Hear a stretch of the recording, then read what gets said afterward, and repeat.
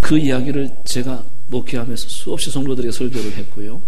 성경을 통해서도 늘 확인하고 그것을 붙잡고 있었던데도 불구하고 새롭게 저에게 다가오는 깨달음은 내가 너를 특별히 은혜 베풀고 있다 하는 그런 생각이 저에게 들어왔습니다. 이 특별이라는 것은 일반적인 은총이 아닌 특별한 은총이다 하는 그런 점입니다. 안 믿는 사람에게도 햇빛도 주시고 비도 내리시고 오늘 또 이제 밖에 비가 오는데 모두가 내리는 하나님의 일반적인 은총입니다.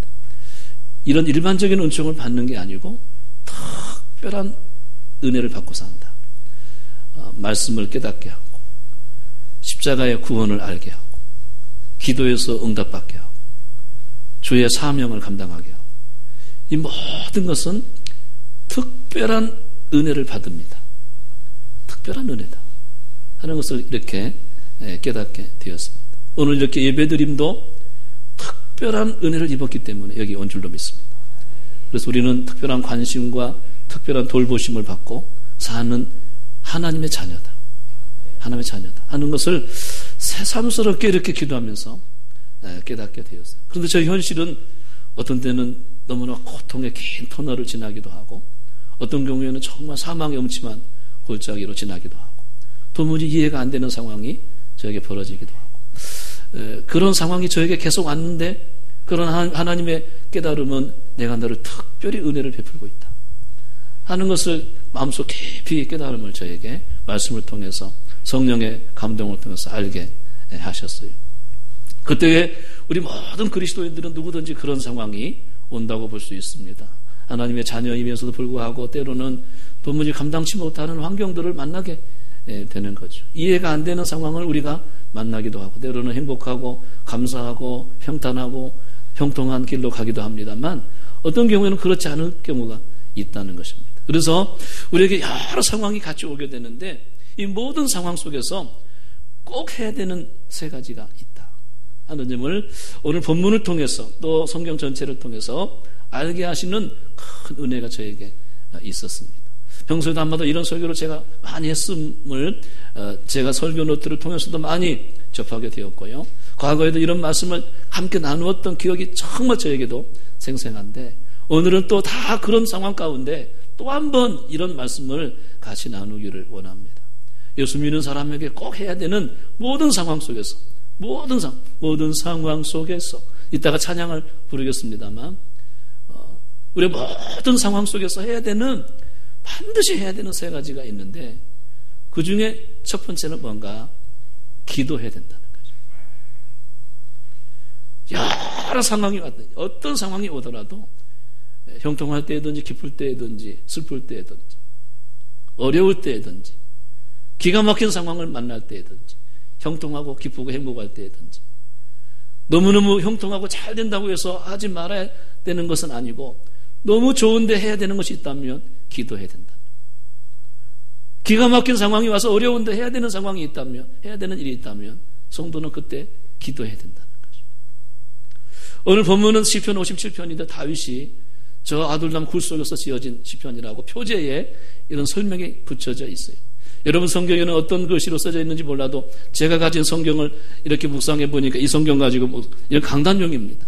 강단에 올라올 때만 이 성경을 가져오는데 제가 잠시 목양실에서 이 성경을 보는데 여기 파란 글씨로 오늘 57편을 표지에 설명하는데 다윗이 사울을 피하여 굴에 있던 때에라고 이때에 굴 속에 있었을 때 사울을 피하여 굴 속에 있을 때에 이 시편 57편을 지었다. 표지에 설명이 그렇게 되고 있는 것을 보게 돼요.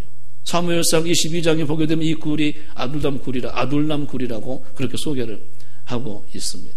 왜 다윗이 그 굴 속에 있었던가요? 사울이 다윗을 죽이려고 했기 때문에 왕인데 왕이 충성된 신하 너무 지혜롭고 용감해서 골리앗도 쳐서 이겨서 블레셋을 이기는데 큰 공을 세웠던 충신 다윗을 왕이 이렇게 죽이려고 하는 거죠. 여러분 최근에 보니까 우리나라 대통령도 얼마나 힘이 있는지 배신의 정치는 심판하셔야 됩니다 하니까 그냥 금방 찢겨서 나가잖아요.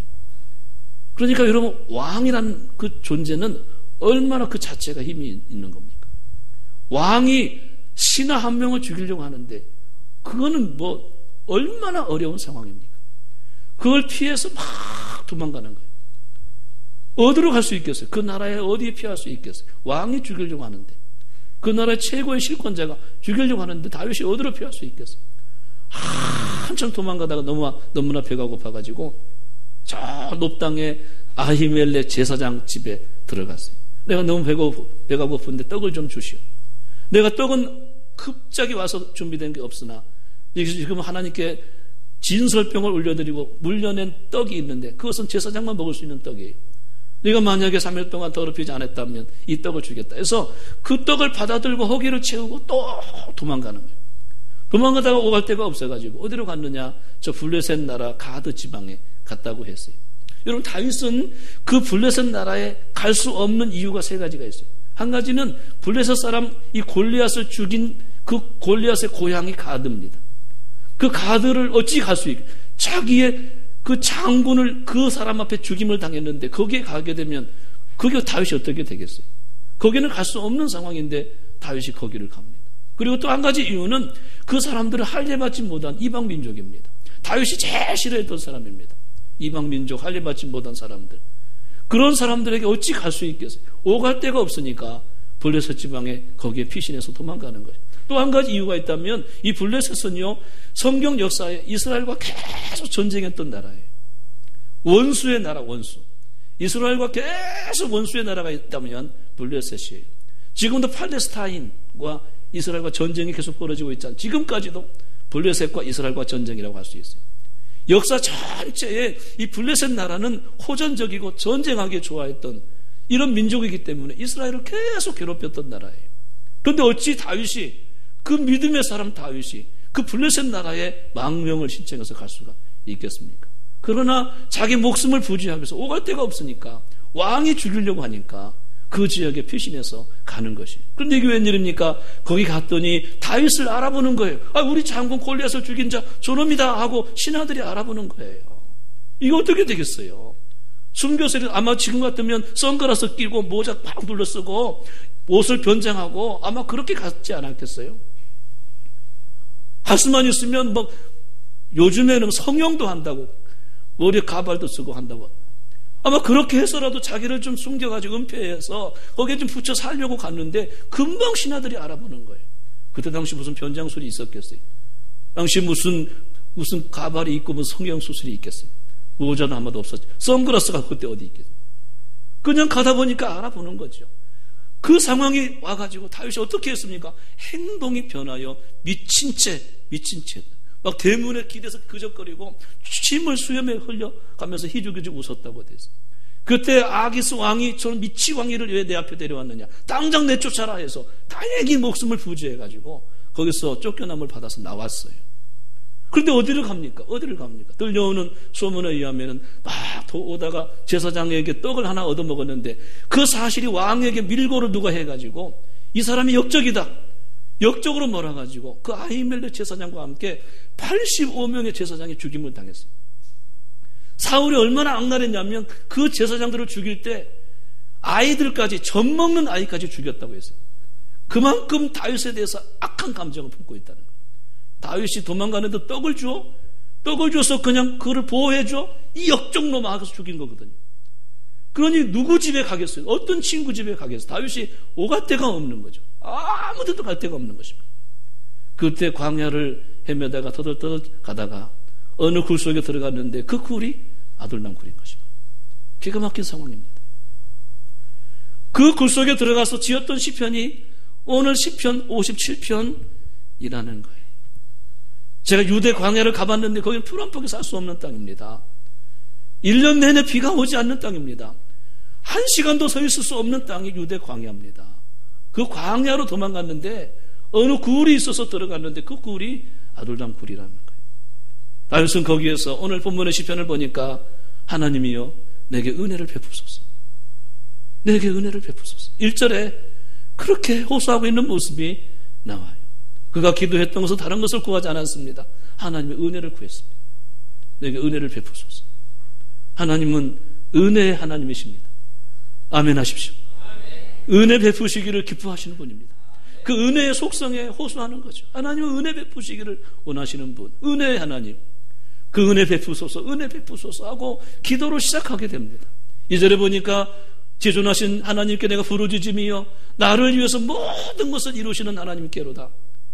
다윗이 거기서 하나님을 구하는 겁니다. 하나님을 바라보는 것입니다. 유일하게 할 수 있는 일이 그거밖에 없어요. 굴 속에서 뭐 하겠어요? 거기서 무슨 어떤 일을 할 수 있겠어요? 할 수 있는 일이 있다면 뭐겠습니까? 여러분, 기가 막힌 상황에서 예수 믿는 사람이 할 수 있는 일이 뭘까요?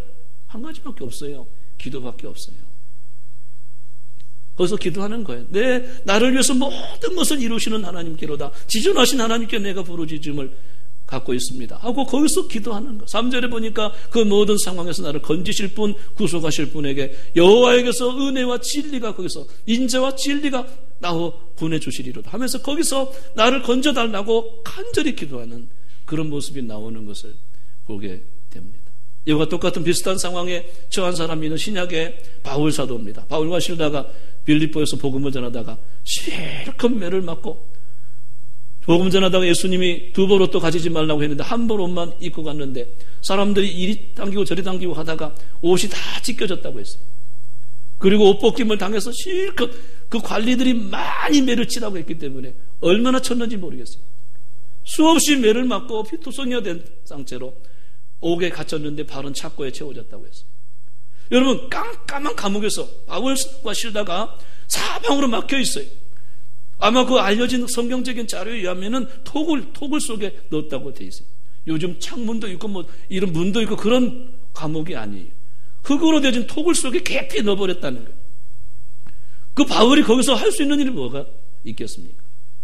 그런데 그 마음 가운데 사방으로 막혔어도 하늘도 막히고 하늘도 안 보이고 벽도 막히고 발도 착고에 채워지고 굴 속이나 감옥이나 똑같다고 생각이 됩니다. 그런 상황 속 다윗도 바울 사도도 그 장소에서 뭐 했느냐? 한밤중에 하나님께 기도했다는 거예요.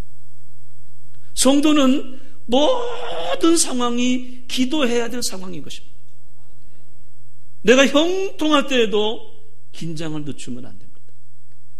내가 너무너무 감사하고 행복할 때에도 깨어서 기도하셔야 됩니다.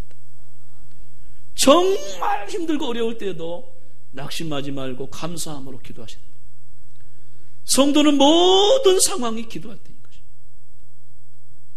그래서 성경은 우리에게 말씀하십니다. 쉬지 말고 기도하라. 제가 쉬지 말고 하면 여러분들은 기도하라 외쳐주세요. 쉬지 말고 기도하라. 쉬지 말고. 반대로 하셔야죠. 쉬지 말고 기도하라. 진짜 그 말씀을 순종하셔야 돼요. 그 말씀대로 기도하셔야 돼요. 성도가 할 수 있는 일, 모든 상황에서 해야 되는 일이 있다면 기도하는 일. 사무엘 선지자는 나라를 이끌어 나갈 때 내가 기도 쉬는 죄를 범치 아니하고 선하고 의로운 도로 너희를 가르칠 것이다. 모든 백성 앞에서 서운하고 다짐하는데 기도 쉬는 죄를 범치 않겠다. 조금이라도 기도를 멈추지 않겠다. 계속 무릎으로 기도하면서 선하고 의로운 도로 여러분들을 가르치고 여러분들 앞에서 내가 가겠다. 다짐하고 선포하는 모습의 사무엘을 만나볼 수가 있어요. 다니엘도요, 그가 포로로 끌려가서 감옥에 들어갈 수밖에 없는, 사자굴소에 들어갈 수밖에 없는 그런 왕의 도장이 찍혀서 앞으로 한 달 동안 다른 신에게 기도하는 자에게는 사자굴소에 들어간다고 왕의 어인이 찍힌 것을 알고도 다니엘이 할 수 있는 일이 있다면 하루에 3번씩 창문을 열어놓고 무릎을 꿇고 기도하며 그 하나님께 감사했다. 어떤 상황에도 죽음이 온다 할지라도 어떤 상황이 와도 해야 되는 한 가지가 있어요. 그것은 성도는 그 상황에서 기도해야 된다. 하루에 3번씩 무릎 꿇고 하나님께 기도하는데 그 하나님께 감사했다. 이렇게 되고 있는 것입니다. 이렇게 기도했더니 다윗이 어떻게 됐습니까? 희한한 일이 벌어졌어요. 그 굴이 변해서 교회가 되는 거예요. 영혼의 피난처가 되는 거예요. 그게 사무엘상 22장에 나오는 말씀이에요. 그 굴 속에서 기도했는데 어떤 일이 벌어진 줄 아십니까? 거기에 사람들이 오는 거예요. 이상한 일이지 않습니까? 다윗과 만나면 다 죽어야 되는 거예요. 다윗과 함께 동고동락했다는 것은 살아남지 못하는 거예요. 그런데 다윗에게 사람들이 몰려오는데 환난당한 모든 사람, 빚져있는 모든 사람, 마음이 온통한 사람들이 그 정치적으로 밀려와가지고 압박을 당한 모든 사람들이 죽음을 같이 하려고 다윗에게 몰려오는 거예요.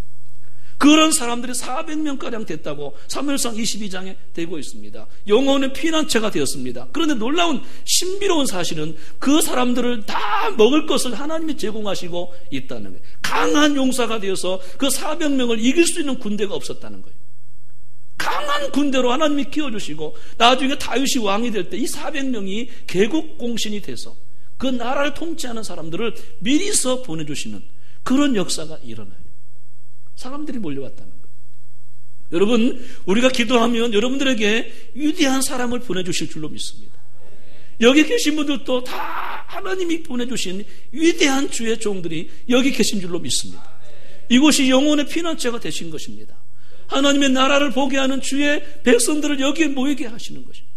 기도하면 여러분의 삶의 현장에도, 여러분의 사업의 현장에도 사람들을 보내주실 것입니다.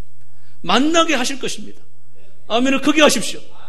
기도하면 하나님이 하시는 일을 보게 될 줄로 믿습니다. 바울 사도도 거기 감옥에서 기도했더니 한밤중에, 여기 한밤중에는요 굉장히 깊은 밤을 말하는 것입니다.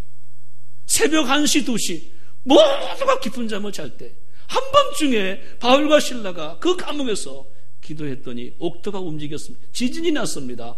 옥문이 열려버렸습니다. 묶여진 착고가 풀어졌다고 돼 있어요. 기적이 일어난 것입니다.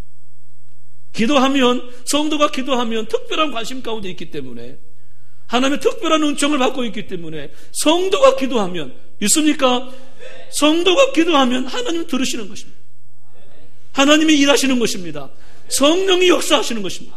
이런 놀라운 특권이 우리에게 있는 것입니다. 우리에게 왜 어려움을 주실까요? 기도하라고. 왜 우리에게 좋은 날 주실까요? 기도하라고. 왜 우리에게 형통하게 하실까요? 그때도 깨어서 기도하라.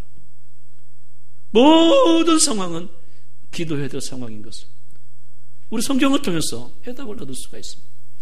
두 번째는요, 감사하고 찬송하는 거예요. 감사하고 찬송.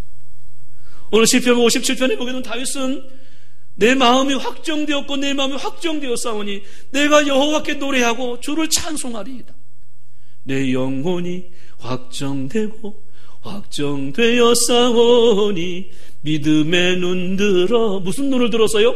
믿음의 눈 들어 주를 바라봅니다. 그 굴 속에서야 어찌 하늘을 볼 수 있겠어요? 굴 속에서는 하늘이 없어. 하늘이 보이지 않는 것입니다. 감옥에서 어찌 하늘을 볼 수 있겠어요? 감옥은 하늘을 볼 수 없는 것입니다. 그러나 믿음의 눈을 열어서 주 하나님을 바라보는 눈이, 이루는 눈이 열린 거죠. 그 하나님을, 내 마음이 확정되었고 내 마음이 확정되었사오니 내가 노래하고 내가 하나님을 찬송하리이다. 그 다음 8절 말씀 보니까 내 영광아 깰지어다, 비파야 수금아 깰지어다, 내가 새벽을 깨우리로다. 오늘 8절 말씀에 그렇게 찬송하고 있어요. 이 말은 무슨 말인가 하면, 쉽게 해석하면 내 영혼아 깨어나라, 내 영혼아 깨어나라, 비파야 수금아 깨어라. 이 말은 무슨 말입니까? 다윗이요 수금을 켜는 찬송의 사람이에요. 다윗이 수금을 켜면 악신이 물러가는 능력의 찬송의 사람이에요. 그런데 그가 너무너무 어려우니까, 쫓겨다니고 도망다니는 신세가 되니까 수금이 벽에 걸렸습니다. 먼지가 쌓였습니다. 비파도 다 벽에 걸렸습니다. 누가 켜지 않으니까 다 찬송이 울려 퍼지지 않고 있습니다. 그때 비파야 수금아 깰지어다, 이 말은 내 속에 잠들어 있는 찬양의 영혼아, 내가 찬양으로 깨어나라. 내가 왜 어려울 때 찬송하지 않았던가? 내 도망다닐 때 찬송하지 않았던가? 내 찬송이 잠들었구나. 새벽을 깨우리로다. 그런 다짐을 하는 거예요. 이 굴 속에서 도무지 찬송할 수 없는 상황인데, 도무지 감사할 수 없는 상황인데, 여러분 말이 되어서 그렇지요, 그런 상황에서 감사할 수 있을까요? 생명의 경각에 있는데, 기가 막힌 상황에 있는데, 거기서 주의 인자하심은 커서 하늘에 미치고, 하늘을 바라보고 주의 인자하심은 커서 하늘에 미치고 있습니다. 주의 진리는 궁창에 일어나이다. 내가 만민 중에서 주께 감사하오며 문나라 중에서 여호와께 찬송하리이다. 어떻게 그런 가능할 수 있는 일이 있겠습니까? 그러나 그에게 그 어려운 상황 속에서 다윗이 찬양했다는 거예요. 바울과 실라도 감옥에서 매맞고 옥에 갇혀서 착고에 채워진 발에 그런 상태에서 기도만 한 것이 아니고 그 다음 이어지는 말씀 보니까 기도하고 찬송했다. 기도하고 찬송했다. 저는 가끔 그런 생각을 해보게 됩니다. 우리나라 우리 합동측 교단에서요, 찬송가를 바꾸자고 지금 막 운동을 하고 있어요. 찬송가가 너무, 예배용 찬송가가 너무 적다는 거예요. 여기 보게 되면 우리 찬송가 이거 정말 어떤 경우에는 이 찬송가 해서는 안 되는데 이런 찬송가가 수록되고 그랬어요. 자기 정치적으로 자기 이름을 내려고 자기 작사자가 작곡자가 막 일부러 넣어가지고 정치적인 입김이 들어가서 찬송 만들어진 경우가 얼마나 많은지 몰라요. 그런데 이 성경 뒤에 찬송가가 붙어있다는 말은 어떤 말입니까? 너무너무 힘들 때 찬송하며 가라는 것입니다. 우리가 믿음의 길 걸어갈 때, 좁은 길 걸어갈 때 우리 입에는 뭐가 있어야 되느냐? 입에는 찬송하면서 그 길을 가라고 하는 의미가 담겨져 있는 거예요. 말씀을 붙잡고 찬송하면서 가라. 성경도 있고 찬송도 같이 있는 거예요. 우리가 언제 찬송해야 되는가? 가장 중요한 때는 정말 어려울 때, 그때 거기서 그 환경에서 성도는 뭐 해야 됩니까? 찬송해야 됩니다. 그것이 믿음의 사람들의 해야 되는 당위성이고 가장 중요한 일이라는 것입니다. 욥이 하루아침에 모든 재산을 잃어버렸습니다. 이 수없이 아마도 많이 들었을 거예요. 이 이야기는 수없이 많이 들었을 거예요. 그 많던 동방의 부자였던 욥이 하루아침에 그 모든 재산을 잃었습니다. 그에게 10자녀가 있습니다. 10자녀가 생일잔치를 위해서 한 집에 모였는데 집이 무너져서 10자녀가 한꺼번에 하나님 나라 갔습니다. 그러면 여러분 어떤 상황이겠습니까? 하루아침에 모든 재산을 잃었고요, 자녀들을 다 잃었다면 우리는 어떤 상황입니까? 그때 욥은 내가 모태에서 알몸으로 나왔는데 내가 적신으로 그렇게 돌아가는 거 아니겠나? 주신 자도 여호와시오, 거두어서 가신 이도 여호와신데 내가 여호와를 찬송할지로다. 기가 막힌 상황인데 그때 찬송했다는 거예요. 제가 병상에 있는 분들에게 신방할 때요, 시편 141편 1절을 가지고 신방할 때마다 병상에 있는 분들에게 그 말씀을 드립니다. 할렐루야, 여호와를 찬송하며 선함이요 찬송은 아름답고 마땅하도다. 147편 1절 말씀이 할렐루야, 여호와를 찬양하며 선함이요 찬송함이 마땅하고 아름답도다. 왜 병상에 있는 분들에게 제가 그 말씀 드린 줄 아세요? 몸이 너무 아플 때 가장 권고한 것입니다. 병상에 누워있을 때 사람은 가장 힘든 상황이 온 것입니다. 그때 제가 그렇습니다. 사랑하는 집사님, 여기서 찬송하십시오. 하나님은 찬송 중에 임하십니다.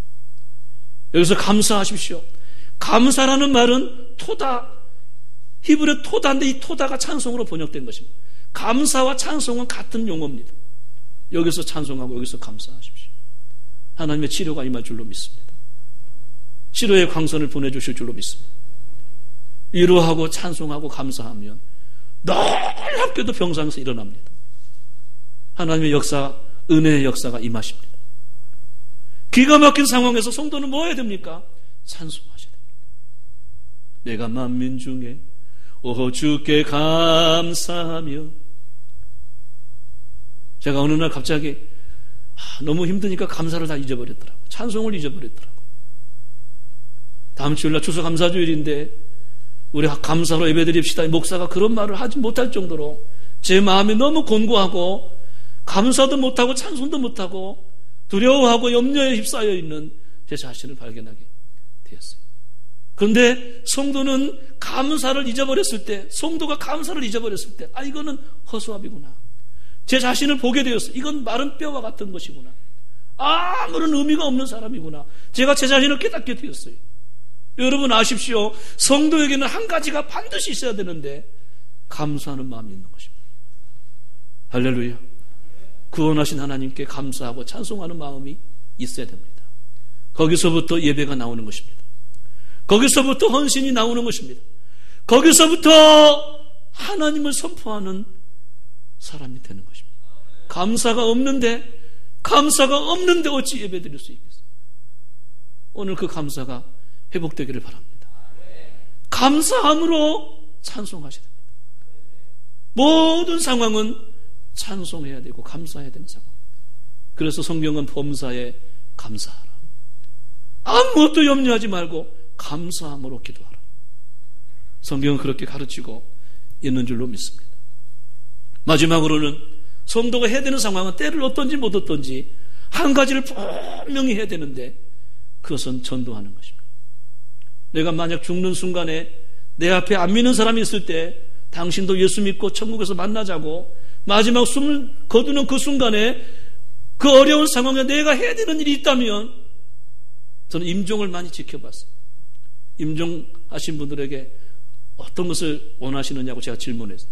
무엇을 바라시느냐, 이 시간에 뭘 원하냐고 질문해요. 그럴 때 빨리 너무너무 힘들어서 빨리 하나님 나라 가고 싶어요. 대부분의 사람들은 그렇게 해요. 임종을 지킬 때 그 모든 사람 앞에 제가 다 물어봤을 때 그때는 제가 마지막으로 그분들에게 해주는 말이 있습니다. 그 이 순간에도 하나님의 영광이 나타나기를 소원을 가져라. 당신을 통해서 수많은 사람이 천국을 보게 될 것이다. 하나님의 뜻을 발견하게 될 것이다. 우리가 죽는 그 순간에도 성도는 그 순간에 해야 되는 일이 있는데 주 예수를 믿으십시오. 그래서 하늘나라에서 같이 만납시다. 이런 말을 해야 되는 사람이 성도인 줄로 믿습니다. 바울 사도가 옥에 갇혀있을 때 옥문이 열렸습니다. 창고가 풀어졌습니다. 보통 사람 같으면 야, 하나님의 기적이다, 하나님의 은혜다, 빨리 나가자, 다 털고 나갔을지 몰라요. 기적을 체험했다고 빨리 교회 가서 간증해야지. 이거 놀라운 사건이 벌어졌다. 아마 나갔을 것입니다. 그러나 바울과 실라는 그 자리에 가만히 앉아 있었습니다. 간수장이가 다 나간 줄 알고 칼을 빼가지고 자결을 하려고 했는데, 형제요, 우리가 여기 있습니다. 안 나가고 있는 걸 보고 그 앞에 무릎을 꿇고 간수장이가, 형제요, 우리가 어떻게 해야 구원을 받을 수 있겠습니까? 그때 바울 사도가 주 예수를 믿으십시오. 그리하면 너와 내 집이 구원을 받을 것입니다. 그 상황에서 바울과 실라가 최종적으로 했던 말이 있다면 주님을 선포하고 주 예수를 믿으십시오. 그것이 성도의 삶의 존재 이유인 것을 말씀하고 있습니다. 때를 얻든지 못 얻든지 성도는 내가 복음을 위해서 살리라, 주를 위해서 살리라, 주를 증거하며 살리라. 이것이 성도의 삶인 줄로 믿습니다. 그렇지 아니하면 성도라고 할 수가 없을지도 모르겠어요. 그 마음에 구원의 감격이 없다고도 할 수도 있겠어요. 저도 그렇지 못할 때가 많이 있기 때문에 큰 소리만 치지 너무나 부끄러운 제 자신임에도 이렇게 말씀을 드립니다. 지난번에 어떤 가정에 신방했더니 어떤 집사님은 한 영혼 전도해놓고 신방을 받으세요. 너무너무 좋은 모습이더라고요. 신방을 받는데, 가정 신방을 받는데 그냥 얼마나 많이 준비하고 받았겠어요. 그런데 한 영혼 옆집에 사람들 전도해놓고 같이 예배를 드리는데 정말 이 기가 막힌 아름다운 신방이구나, 그런 생각을 하게 되었어요. 어떤 가정에 지난주에 신방하는데 우리 교회 등록하신 분인데 가서 봤더니 이제 예수님을 영접하지 않아서 제가 예수님을 영접하셔야 됩니다. 교회를 많이 다녀도 예수님 영접해야 하나님의 자녀가 됩니다. 예수님은 하나님의 아들이시고 우리를 위해서 죄를 담당한 십자가에 지신 분인데 그분을 마음에 영접하면 영원히 함께 하신다고 했습니다. 이 시간 마음에 예수님을 영접하시겠습니까? 영접하셨어요. 예수님 어디 계십니까? 제 마음에 계십니다. 예수님 오셨다가 떠나가실까요? 아닙니다. 영원히 함께 하십니다. 언제든지 예수님이 우리 마음에 계실 것입니다.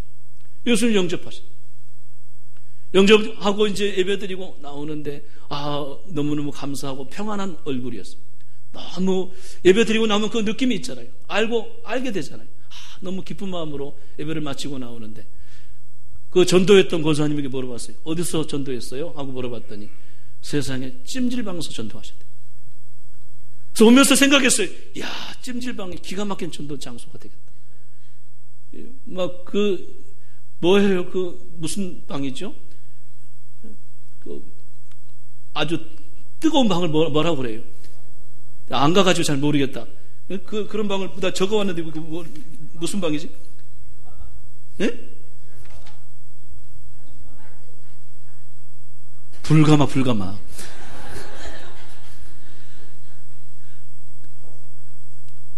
불가마가 얼마나 뜨겁겠어요. 소금도 치고 거기다가. 영락없이 지옥이더라고. 들려오는 소문에 의하면 지옥에서 비상 걸렸대요. 한국 사람들 때문에. 하도 불가마 속에서 견디기를 잘해가지고 지옥불을 더 뜨겁게 하느라고 찜질방에서 전도하셨대. 그 상황에 전도할 상황이구나. 우리가 예수 안 믿으면 이 불가마 속에 들어가는 거예요. 영원히 유황불이 타는 불가마, 영원한 불못에 들어가. 제가 일본에 가서 그 지옥을 경험했는데요. 백불하고 한 데 가면 지금도 화라산이 타오르고 있어요. 유황이 막 터져 나와가지고 얼마나 냄새가 나는지 머리가 아파서 못 올라가겠더라고요. 유황에 막 연기가 날라오는데요. 마스크 쓰고 겨우 눈만 내놓고 거기 겨우 올라갔어요. 올라가서 그 화라산을 보는데요. 그 먼 데서 보는데 저 밑에 분화구가 있는데 분화구에 물이 고여 있는 거예요. 물이.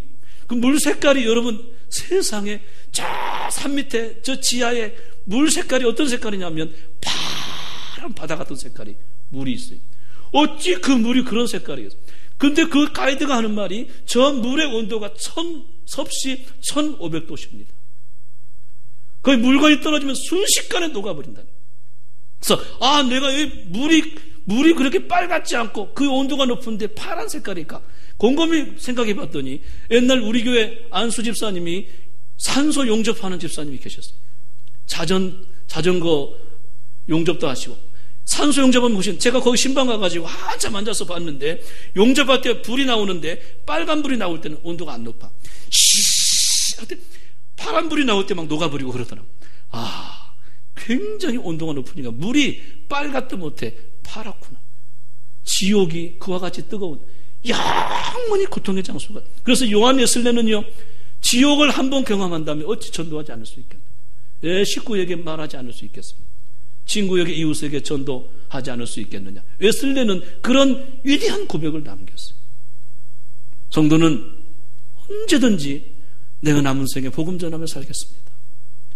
예수님 증거하며 살겠습니다. 이것이 성도의 고백이 된 줄로 믿습니다. 이게 살아있는 성도의 모습인 것입니다. 그래서 이 모든 상황 속에서 제가 성경을 통해서 계속 묵상하는데 나는 특별한 사람이고 여러분도 특별한 사람이고 특별한 은혜를 받고 삽니다. 여러분 자녀들 걱정하지 마십시오. 믿습니까? 먼저 그의 나라와 의를 구하면 여러분 자녀들을 다 책임지실 것입니다. 여러분 사업 걱정하지 마십시오. 열심히만 하시면 다 책임지실 것입니다. 아멘을 크게 하세요. 이럴 때는 아멘을 크게 하셔야 돼요. 여러분 가정을 다 책임지실 것입니다. 그러나 성도는 그 상황에서 뭐 해야 되느냐? 기도하고 감사하고 찬송하고 전도하는 것입니다. 내가 남은 생에 복음 전하며 살겠습니다. 이것만이 나의 유일한 소망이고 기쁨이고 위대한 가치입니다. 내가 그것을 위해서 내가 살 만한 의미가 있고 살아야 되는 의미가 있는 것입니다. 남은 생에 복음 전하며 살겠습니다. 다 같이 한번 저러면 남은 생에 복음 전하며 살겠습니다. 영혼 구원하며 살겠습니다. 할렐루야! 이것이 성도가 해야 되는 모든 상황인 것입니다. 말씀을 마칩니다. 제가 어느 날 이렇게 깨달았어요. 제가 요즘에 그런 생각을 하게 됐어요. 우리 교회를 바라보면서 마치 엘리야 시대처럼 무너진 지단이 있구나. 엘리야가 갈멜산에 올라가서 12돌을 세우고 무너진 지단을 수축하고 기도했던 것처럼 가정교회도 무너지고 성도의 믿음도 무너지고 모든 일꾼들도 무너지고 자꾸 무너지는 상황을 제가 보게 됐어요. 영적으로 보게 되었어요. 주님, 제가 세우겠습니다. 제가 기도의 무릎을 세우겠으며 우리 교회에 무너진 지단을 세우겠으며 예배를 세우겠습니다. 그때 제 마음 가운데 하나님이 주시는 말씀이 먼저 해야 될 것이다. 감사함으로 기도하라. 그리고 감사함으로 찬송해라. 감사가 회복되었을 때 감사함으로 해야 하나님 받으신다는 거예요. 감사함으로 드리는 예배를 받으신다는 거예요. 감사함으로 목회할 때 기뻐하신다는 거예요. 제가 행복하지 않고 감사하지 않는데 어찌 성도에게 감사하라고 할 수가 있겠습니까?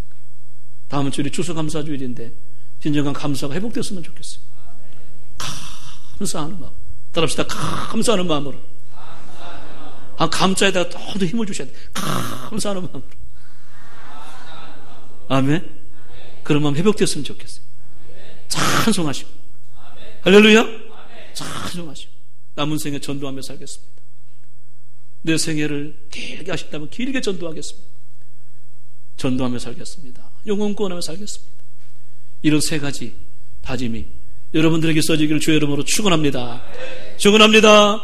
기도하겠습니다. 사랑하시는 아버지 하나님, 참으로